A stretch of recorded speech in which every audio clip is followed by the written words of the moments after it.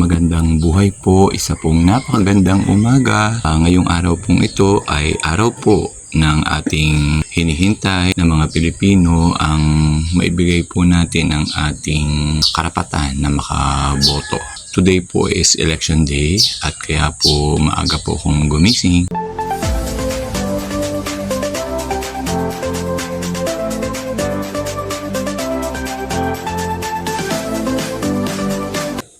Araw po ngayon ng pagboto, kaya po maaga po akong gumising. Bago po ako bumoto ay inayos ko po muna ang buong paligid po ng aming bahay. Kasi po pag naboto po hindi mo po tansyado kung anong oras ka makakauwi kasi marami nga po ang naboto. Hindi mo po alam kung makakabalik ka ng maaga, kaya maaga po akong gumising para po maayos ko po muna ang aking garden para pagbalik ko po medyo masarap na pong magpahipahinga sa garden dahil kaboto na.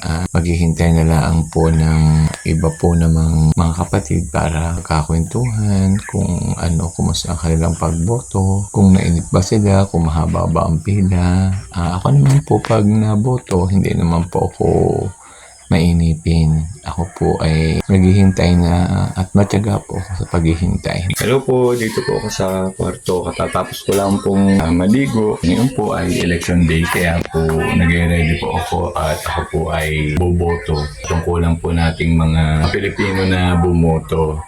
Hintay ko lang po ang pwede ko po mapagbantay sa mami para po ako ay makaboto kasi kahirap na po at kamilaan po dalawa muna din sa bahay. Ang mga kapatid ko po ay naboto pa.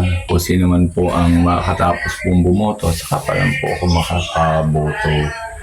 Hinihintay ko po sila. Pero ako po ay nakaligo na, magbibihis na lang po.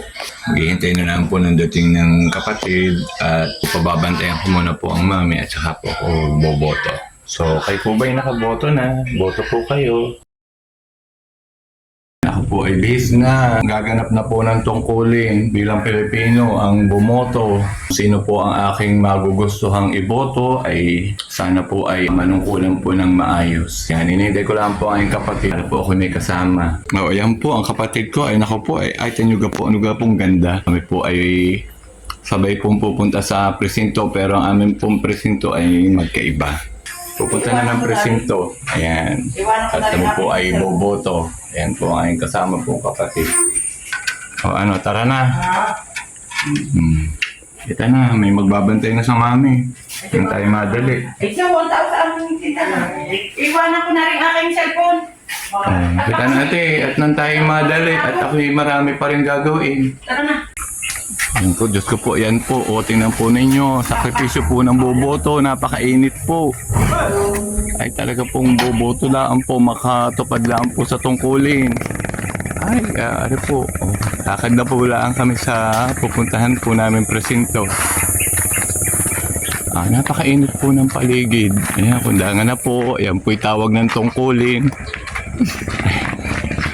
Tunay napakainit po maglakad.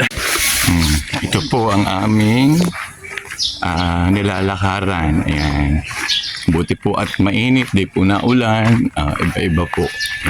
Ayan, ganyan po ang pagboto. Talaga pong kayo po'y magsasakripisyo pumunta sa inyong presinto. Ayan, yan po ay ang ating tungkulin bilang Pilipino at ang karapatan po din natin ang bumoto.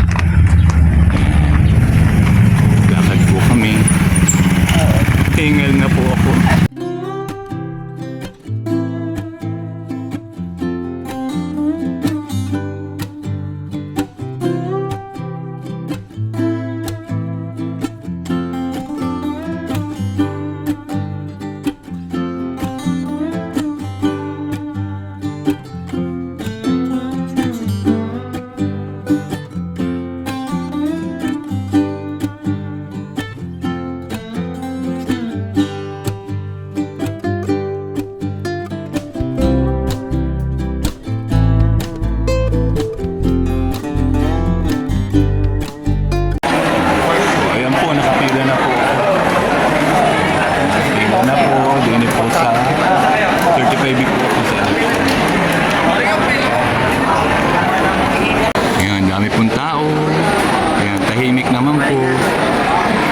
hindi po magugulo. Ganito po sa kuliya, hindi po magugulo ang mga tao.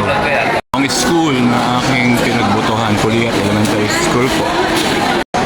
Dami pong tao.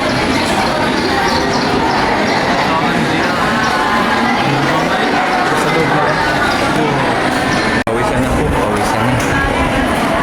Ang haba po. Okay lang po. Okay lang po, ganun kahaba. Yun po ang amin pa po. Dami po po. Mamaya po siguro kung matatapos. Ngayon po ang aming presinto ang layo.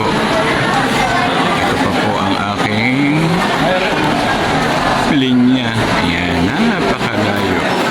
Okay lang po. Sadya pong gano'n na naboto. Kailangan po ay huwag mainipin. Kailangan po ay matyaga. Ayan. Ako naman po ay pag ganitong botohan ay nire-relax ko lang po ang sarili ko at nang ini-enjoy po at nang hindi po uminit ang ulo sa haba ng pila. Okay lang po yun. Ganun po. Enjoy po natin ating pagboto.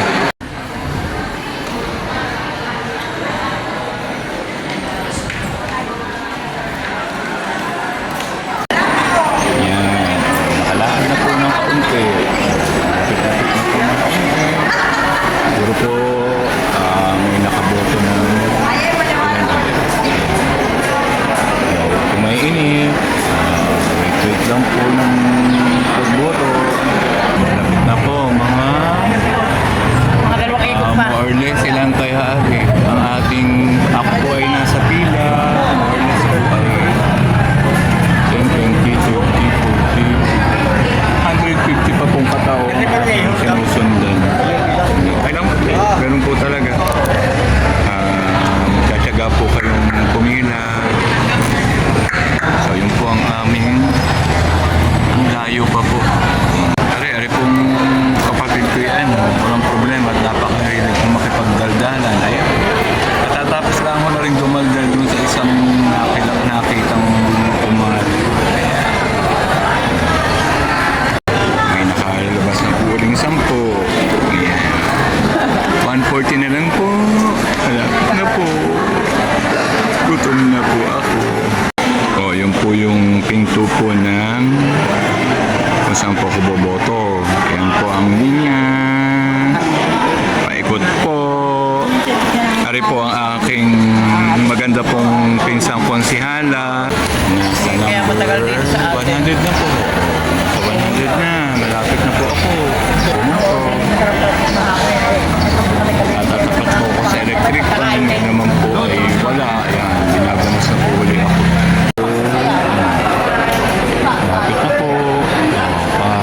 More or less 50 na. 50 na. Nasa 50 na po. Malapit na. Pawisan na po. Pawis na po. Ito na lang po ang aking sinusundan. More or less. Hindi ito 2 po ate. Mga 3 po. mga 30. Yan. Konti na po. Malapit na po. Tsaga-tsaga lang po at makakatapos. Bakit ka po magmamadali? Ayun po.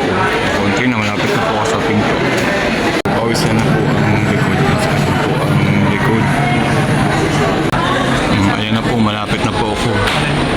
Nasa may pinto na po ako ng presinto. Matatapos na rin po. Pansampu. Finally, kakaunti na, makakatapos na po ako. Arito na po ako sa may pinto. Malapit na, finally. Hindi na po ako magpipicture sa loob. Bawal na po. Dito lang po sa labas. Upo muna po ako din sa malapit sa may pinto. Okay. Finally, ari na po. Nasa may pinto na po ako ng tapos na po. Finish na po. Okay na po. So, uwi na po. Ayan. Finish. Finally, tapos na po. Ayan. Lalakad na po pauwi. Ito po ang aking ano po ang ate. Kami po yung nakaboto na. Nagampanan na po ang tungkulin bilang isang mamamayan. Pilipinong mamamayan. Yan. Kakain na. Talaga gutom na po. Kakain, kape, iinom, magtitimpla ng juice, o kung ano man po ang pwede kong timplahin, kainin sa bahay. Yan, makakapahinga na po. Salamat po. Thank you, Lord. Tapos na po. Makaka-uwi na po. Yan. Kalakad na po akong pauwi.